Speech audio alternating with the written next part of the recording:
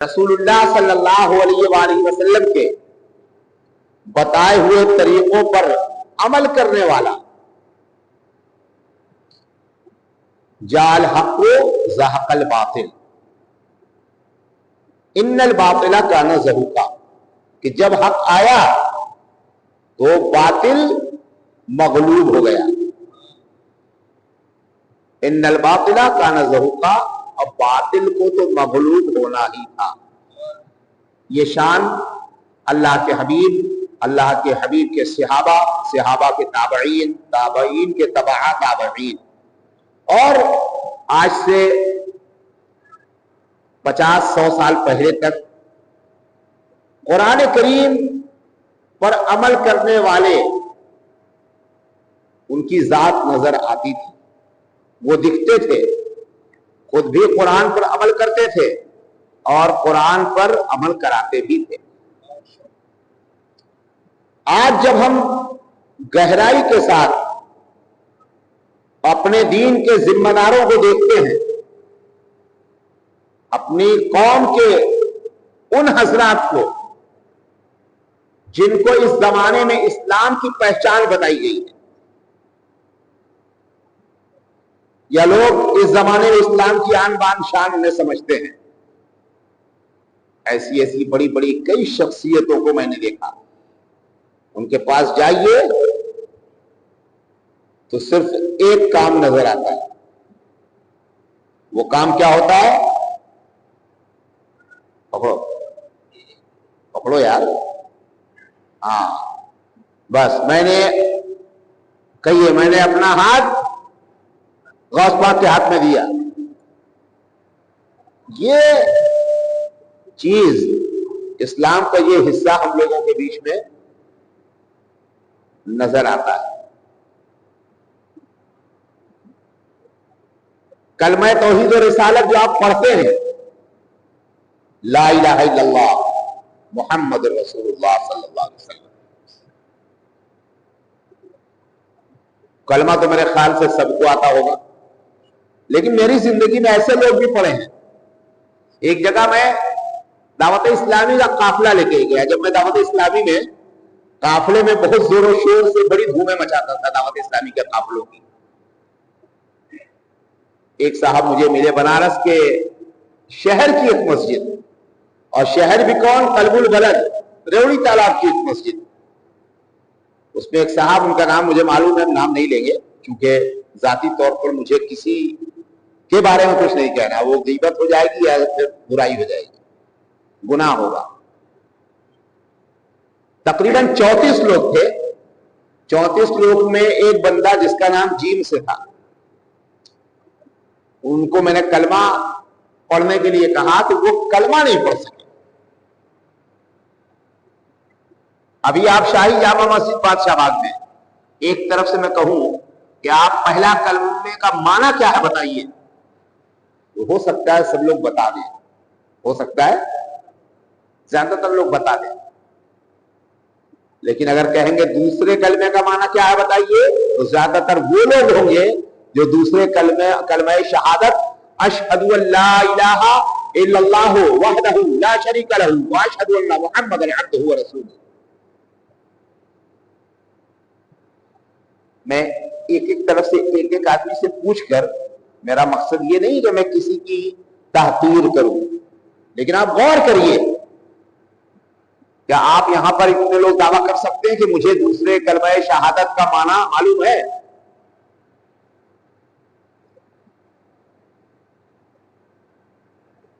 بتا سکتے ہیں؟ ادھر سے کوئی بھی اسلامی بھائی مجھے بتائے دوسرے کلمہ شہادت کا کیا معنی ہے؟ ہچکنے کی ضرورت نہیں. آپ بتائیں کوئی صاحب کلمہ شہادت کا کیا معنی ہے؟ کلمہ شہادت اسلام کی بنیاد ہے. کلمہ شہادت اسلام کی بنیاد ہے، توحید کی جڑ ہے. اللہ کی وحدانیت اور رسول پاک صلی اللہ علیہ وآلہ وسلم کی رسالت کہ اعلاء کلمۃ الحق کا یہی ذریعہ ہے. اور ہم پریشان کس میں ہیں؟ پکڑیے، میں نے اپنا ہاتھ، بولو یار، غوث پاک کے ہاتھ میں دیا. غوث پاک کے ہاتھ میں ہاتھ دینا فخر کی بات ہے، مسرت کی بات ہے، خوشی کی بات ہے. لیکن غوث پاک کے ہاتھ میں ہاتھ دیجئے جو غوث پاک نے طریقہ بتایا، اسلام کی جو بنیاد ہے، جو اساس دین ہے، اس سے ہم غافل ہیں. اور سیدھے بس غوث پاک کا دامن تھام لیا. تھاما یا نہیں تھاما؟ ابھی تو تھاما ہی نہیں ہے، تو زبانی طور پہ کہتے ہیں کہ غوث پاک کا دامن تھام لیا. کاش غوث پاک کا دامن تھامنا نصیب ہو جائے. جس بندے کو غوث پاک کا دامن مل جائے زبانی دعویٰ نہیں، مل جائے واقعتاً کوئی غوث پاک کا دامن تھام لے، تو وہ اس زمانے میں اللہ کا ولی ہوگا. کیوں؟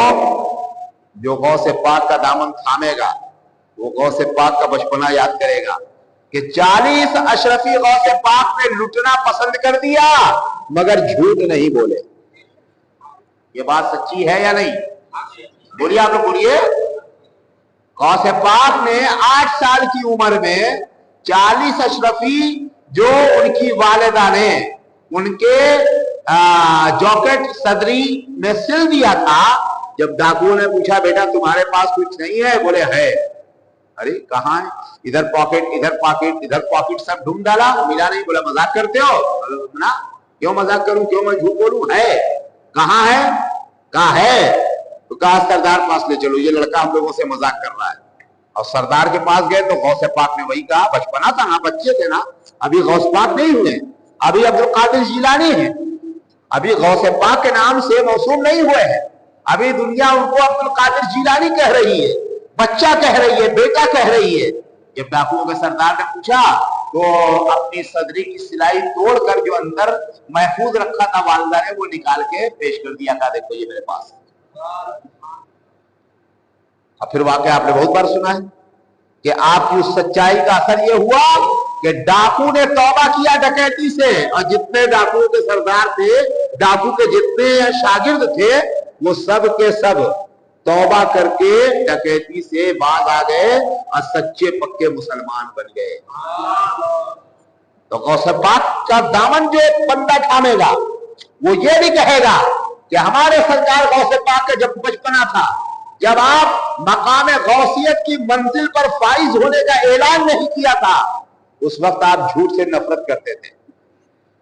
اور ہم کیسے غوث پاک کا دامن تھامنے والے کے صبح سے شام تک ایک آدھ درجن تو جھوٹ ہو جاتا ہوگا. سب لوگ چپ ہو جائیں گے. کاروبار میں جھوٹ لوگ جائز سمجھتے ہیں، کاروبار میں بھی جھوٹ حرام ہے. بچوں سے، گھر کے اندر بچوں سے وعدہ کر کے کہ بیٹا یہ لے آئیں گے وہ لے آئیں گے، اس کو تذہیب مذاق سمجھتے ہیں. یہ جھوٹ نہیں ہوتا، یہ بھی جھوٹ ہے. آپ نے امانت لین دین معاملات میں قصدن وقتی اپنی جان چھڑانے کے لیے جھوٹ بول گئے، آپ نے سوچا یہ ہیلا جائز ہے، یہ بھی حرام ہے. جھوٹ کہیں جائز نہیں.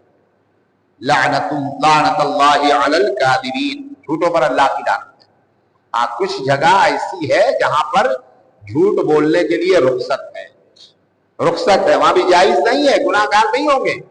جہاں دو لوگ آپس میں لڑ رہے ہیں، بدگمانی کا شکار ہیں، وہاں پر اگر ہیلے حوالے سے آپ گفتگو کر رہے ہیں، آپ کی نیت خیر ہے کہ یہ دونوں مل جائیں، ایسی جگہ اگر سچ کے منافی گفتگو آپ کی زبان سے نکلتی ہے تو آپ جھوٹ بولنے کے گناہ گار نہیں ہوں گے.